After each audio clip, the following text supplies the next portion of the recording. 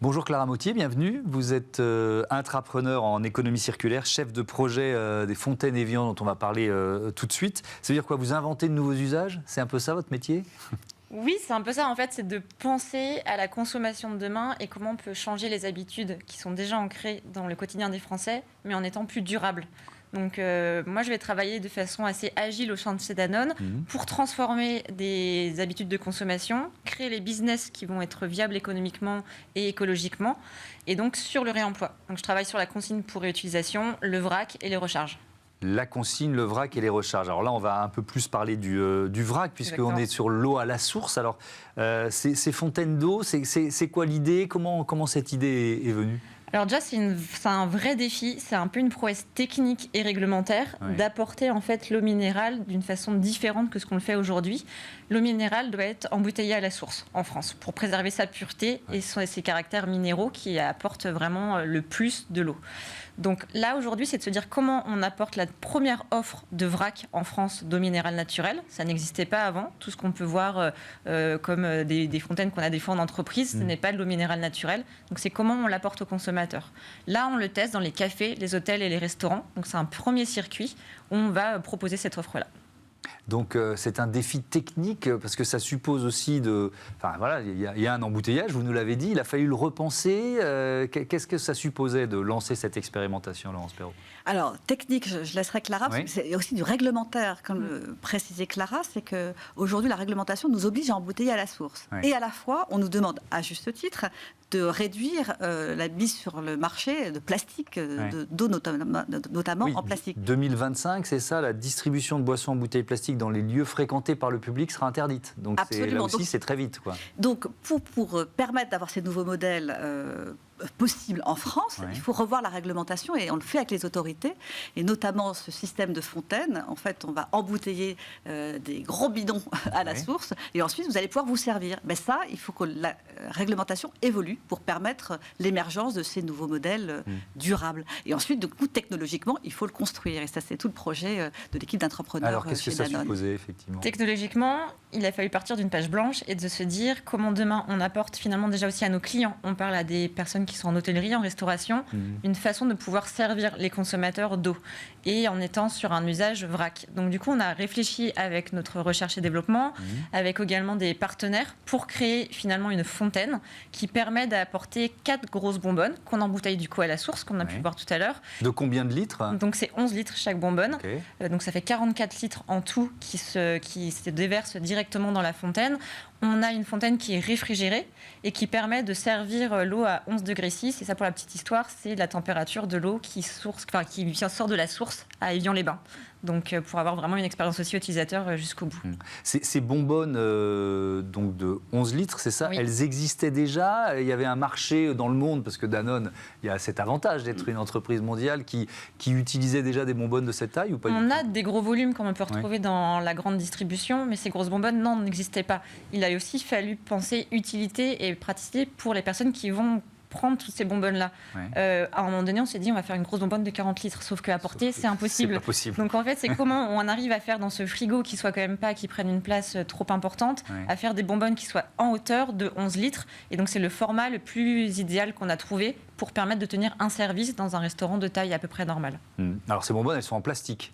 Oui. Mais en plastique recyclé, c'est ça? Vous avez évidemment pensé ça? Et recyclable. Donc là, c'est la première étape. On sait que demain, l'étape d'après pourra être d'aller sur la réutilisation. On est déjà en train de travailler pour se dire ça c'est l'étape d'après, mais pour l'instant on est sur du plastique recyclé et recyclable. Ça suppose des investissements, parce que là on parle d'expérimentation, c'est encore à petite échelle, mais vous nous l'avez dit, il y a la réglementation, donc c'est un investissement important? C'est des investissements effectivement importants, mais au-delà de l'investissement, c'est aussi des changements de pratique et d'usage. Et c'est ça qu'on est en train de tester, notamment dans les hôtels et les restaurants, et la restauration, parce qu'on peut être confronté à des consommateurs qui nous disent mais est-ce que je suis sûre qu'en me servant à la fontaine, c'est bien de l'eau d'évian que je vais boire? Et donc, il faut aussi qu'on change les habitudes. Donc, au-delà des investissements, il y a aussi un investissement sur l'accompagnement des pratiques et que nous, on change aussi nos modes de fonctionnement en réalité. Et alors, justement, comment ça réagit? Puisque ça y est, c'est en expérimentation. C'est ça, c'est en expérimentation. On est en présence dans les hôtels et les restaurants depuis un mois. Donc là, on commence à observer les habitudes des consommateurs et de nos clients. Parce qu'on parle à des hôteliers, donc qui vont aussi pré-remplir, par exemple, des bouteilles en verre qui vont être après nettoyées, ou les consommateurs peuvent aller se servir à la gourde. Donc on regarde, on observe, on pousse des interviews de plus d'1 heure des fois avec des personnes pour leur demander qu'est-ce que vous en pensez, à quel moment ça peut poser des contraintes, des freins pour que nous, on pense l'offre de demain. On est dans une expérimentation de 3 mois, on observe. Les retours pour l'instant sont très positifs, plutôt interpellés à se dire oui, j'avais pas pensé que ça pouvait arriver de cette façon-là l'eau demain, et de se dire que c'est des choses qu'on va faire évoluer et on aura une offre encore plus performante demain grâce à ces 3 mois d'expérimentation. Ouais. Il y a la question du prix aussi. Comment vous travaillez le prix, quoi? Parce que le prix, voilà, le bouteille, on sait, on prend une petite, une moyenne, une grande. Bon, c'est assez facile pour le consommateur. Mais ça fait partie du pilote justement parce que changer les habitudes, c'est aussi changer les référentiels de prix, à combien je suis prêt à payer une eau dont je remplis moi-même ma gourde. Oui. Donc ça fait partie aussi du test de savoir à quel prix on va pouvoir le vendre, parce que ça reste de l'eau minérale naturelle, donc c'est pas de l'eau du robinet. Donc bien forcément, il y a une valeur, et quelle valeur on sera prêt, nous, consommateurs, à payer pour ça. Ça fait partie de l'expérimentation. Et qui sont vos partenaires justement dans l'expérimentation? C'est des groupes, c'est un hôtel par-ci par-là? On a des hôtels partenaires, on va avoir la restauration collective, on va travailler aussi en chambre. Donc sur tous ces en chambre du coup d'hôtel, sur tous ces tests que l'on fait, on a besoin de la distribution de demain parce qu'ils font partie prenante de ceux qui apportent la consommation d'eau. Donc à chaque fois, on a des partenaires pour dans les conditions réelles nous permettre de se dire comment l'offre peut exister pour demain. Donc effectivement, comprendre l'utilisation, comprendre comment la qualité a été respectée, comment le prix peut être accepté et comment on trouve un business économique viable, ça fait partie du test qui est actuellement en cours. Ouais. L'obligation d'embouteiller à la source, est-ce que pour vous c'est un frein à l'évolution? Est-ce qu'il faudrait assouplir cette réglementation? Alors je vais vous poser la question à toutes les deux.